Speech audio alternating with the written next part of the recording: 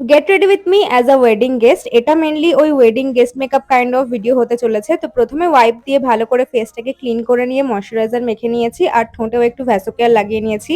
Now applying the viral primer from Mars which actually works by the way. আর যেহেতু আমি dewy base করতে চাই তো তাই বলে কে বিউটির হাইলাইটারের সাথে আমার ওজি ল্যাকমির ফাউন্ডেশন মিক্স করে মেখেছি।